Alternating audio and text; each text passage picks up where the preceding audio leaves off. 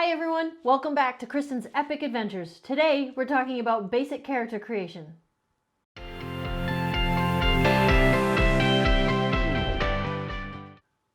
I'm Kristen and welcome to Kristen's Epic Adventures. We're going over basic character creation today, and the first thing you're going to need is a character sheet. Now there's a few places you can find these character sheets. One is in the player's handbook. In the back by the index, there is a multi-page blank character sheet that you can photocopy. You can also get a character sheet downloaded from Wizards of the Coast website. I'll put the link in the description below.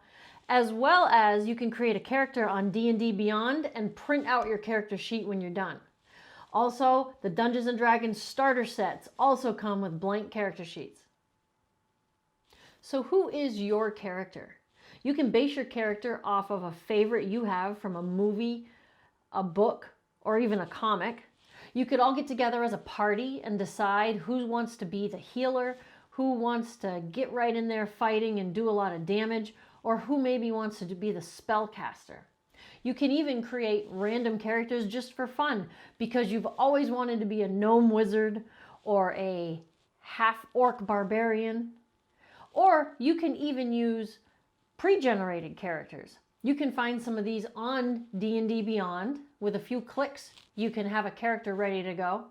Or you can even find some on Wizards of the Coast website. The starter kits as well also have some pre-generated characters in them. Your Dungeons & Dragons character is going to have 6 different ability scores: Strength, Dexterity, Constitution, Intelligence, Wisdom, and Charisma. We'll go over each of these scores and what they mean in a minute. There's 3 different ways you can determine these scores. You can use the standard array, which is a standard set of scores that everyone in your game would use. It consists of a 15, 14, 13, 12, 10, and 8 for you to plug into whichever those abilities you'd like. You can also do the point buy system, where everyone gets 27 points to purchase your scores. High scores cost more, lower scores are less expensive. Or there's my favorite method, which is rolling for scores. To do that, you take 4 6-sided dice and roll them. You take away the lowest one, add the other 3 scores together, and you're going to get your ability score. You do this for a total of 6 times so that you have all 6 scores. That first score was your strength. It's your power, your force, or how athletic you are. It's your ability to pick up heavy items, push or pull things, or use your force to bust open a door. Next up is your dexterity.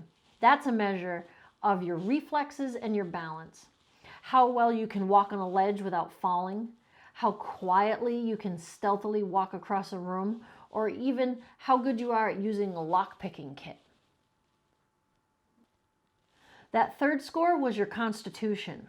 That's your health or your stamina.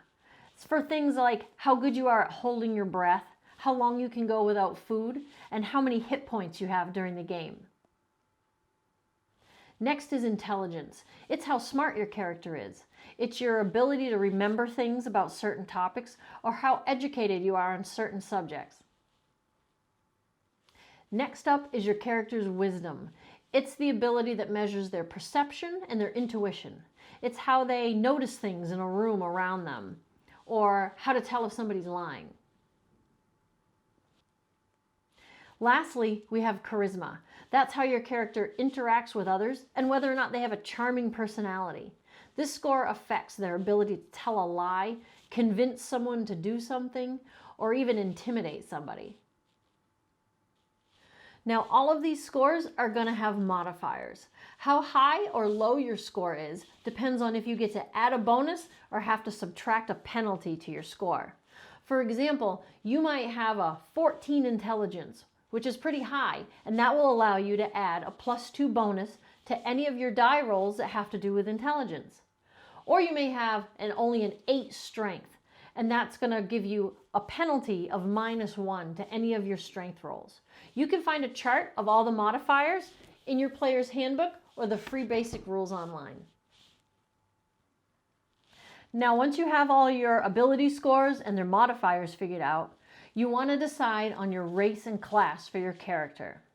Forgive me while I use a cheat sheet because there are 9 different races and 12 different classes. For races, you can choose to have your character be a dwarf, an elf, a halfling, a human, a dragonborn, a gnome, a half-elf, a half-orc, or a tiefling. Now, these races determine what size your character is. You might be a small, medium, or large-sized creature. It's also going to help determine your speed when you're walking or running. And there's also various sub-races that you can choose in some of those categories as well. Then you want to choose a class for your character. There are 12 different classes to choose from. We have Barbarian, Bard, Cleric, Druid, Fighter, Monk, Paladin, Ranger, Rogue, Sorcerer, Warlock, and Wizard. Choosing this will give you even more options and abilities for your characters. So you can see, based on the randomness of the rolls, all the different race, class combinations, the possibilities are just endless. Thanks for watching this week's episode. Make sure you subscribe and hit the notification bell so you know when our new video is up. Give us a thumbs up if you like this video, and let me know in the comments down below what race class combination you think you'd like to play.